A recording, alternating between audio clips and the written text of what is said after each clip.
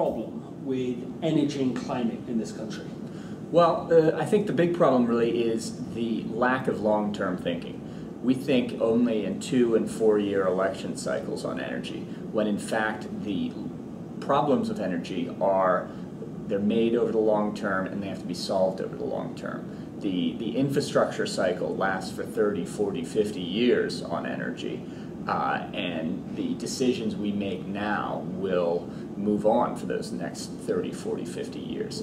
We're still living with the choices we made in the 1970s on energy production, on what cars we use, on electricity generation, all of these things. And so why do we see energy so polarized right now? It's a good question, because I think actually if you look at the plans of the two campaigns, they're actually not that different.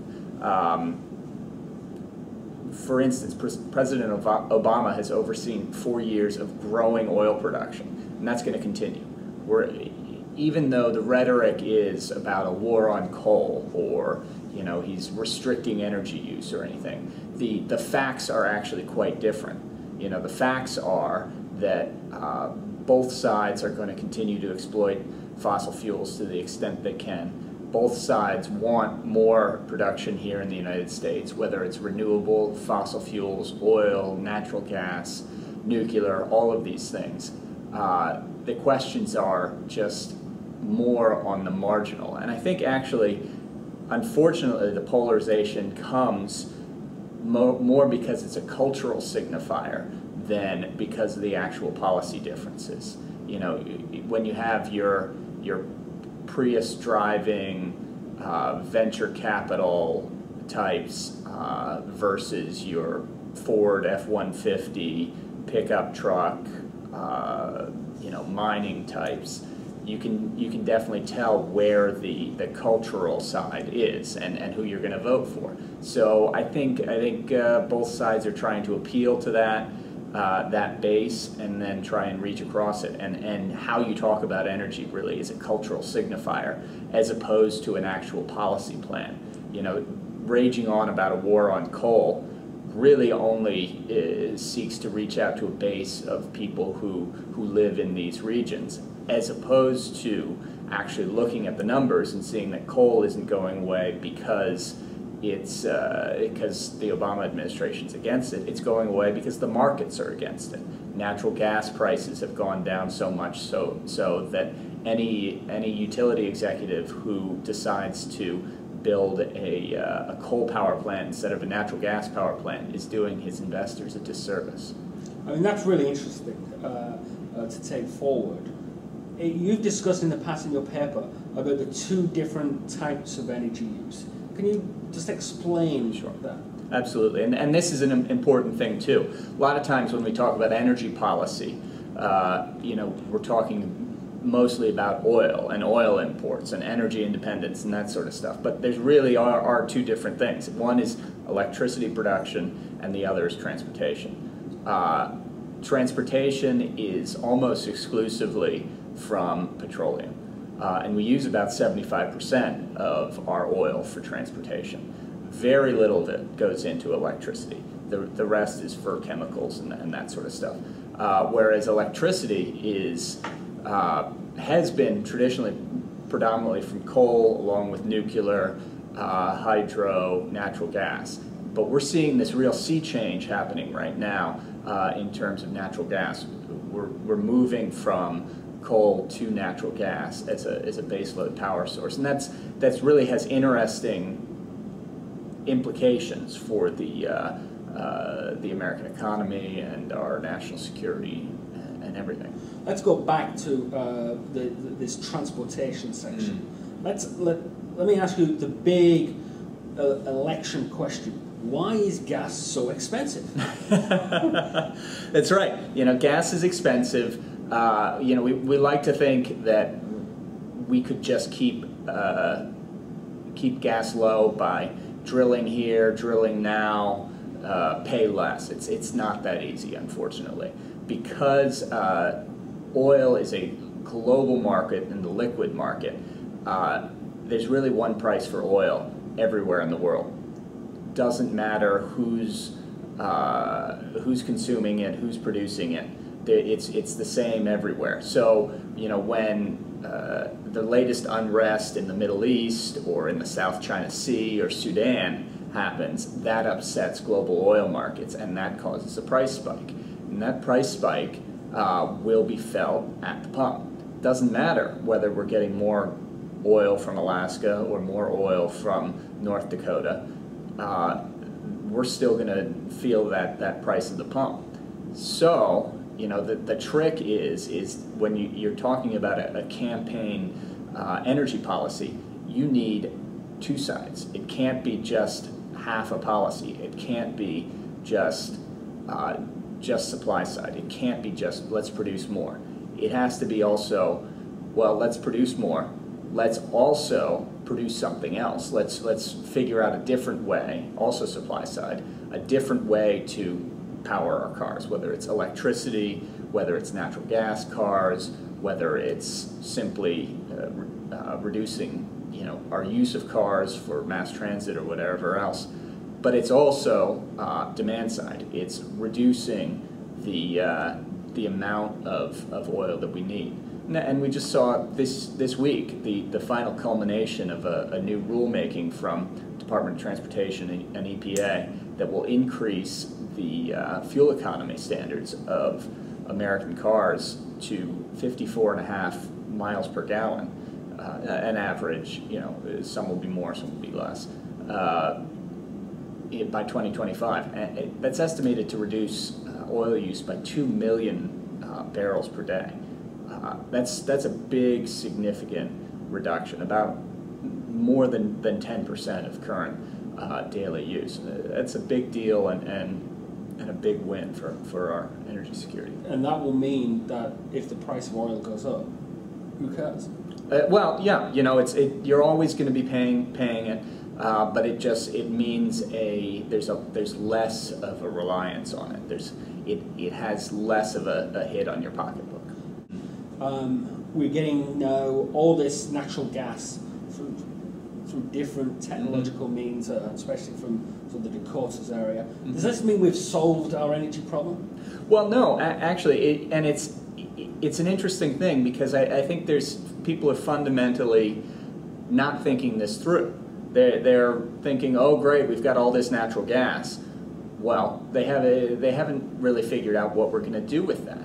You know, I've been waiting for either of the campaigns to come out with an actual plan about natural gas. You know, there's a whole number of ideas. There's no shortage of ideas on what to do with natural gas. You could export it to Asia and make money that way. You could keep it at home and use the low price of natural gas to push forward new manufacturing. You could do any number of things. But, you know, you also have the factor that you don't want a single source energy dependence. If you're dependent on just natural gas, then you're dependent on fluctuations in the market, which have gone up and down. It was only 4 years ago that natural gas prices were about 4 times as high as they are now. So, you know, those numbers go up and down. You know, you can say, you know, if you ask what the price is going to be, I'll tell you it's going to fluctuate. So what is missing from these plans? All these non-plans? Long-term thinking. You know, what's missing is the idea that we need to think for the long term. We need to determine, okay, we've got this and we've got this. You know, we've got natural gas, we've got nuclear technology, we've got, you know, all these things, and each has its drawbacks. But instead of thinking, oh, we need to push this out as fast as we can, we need to instead think, okay, what's the R&D, what's the thought process that we need to do to get to where we need to be in 2030, 2040, you know, and this sort of strategic thinking has to be done in government, also has to be done in the private sector and utilities and that sort of stuff. And I'm afraid that they're spending so much time thinking about and complaining about either regulations or uncertain business climate or anything like that, that we're not focusing on this. So, let's step back, think strategically. Where do we want to get to? What do we want to have our energy system coming out looking like? So you've talked about what's missing from these plans from both parties. What do you actually like about what's in? Yeah, you know, I was reading through Governor Romney's plan, and one of the things that stuck out as something new, and generally a good idea, is this idea, kind of empowering states to control onshore energy use. And I think that makes perfect sense, you know, or energy production, you know, so mining and drilling for oil and everything, the pollution concerns for that are essentially local. You know, when we talk about the burning of oil, the pollution, carbon pollution, that sort, that's global. But the production of new oil, local pollution, local benefits, let the states decide. In fact, I would actually even go further than Romney does, and we have a weird thing that the U.S. government owns huge swaths of land and huge mineral rights for a country that is ostensibly the leader of the free world, capitalist, everything like that. There's 11 Western states that have more than 50% owned by the federal government. It's not clear to me why that is.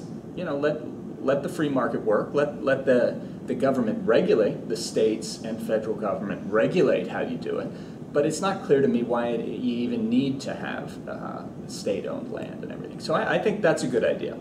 On the Obama administration, we know that there was actually a lot of good stuff in the stimulus plan. It was a much reviled bill at this point, and it polls terribly, but it was actually the biggest energy bill ever passed. You know, and some of the investments made are really kind of game changers. You know, you talk about Solyndra gets all the headlines, but we see solar power panels right now are just extraordinarily cheap, and people are putting solar panels on their rooftops everywhere because they're so cheap. Part of the reason for that is because of the investments made in the stimulus.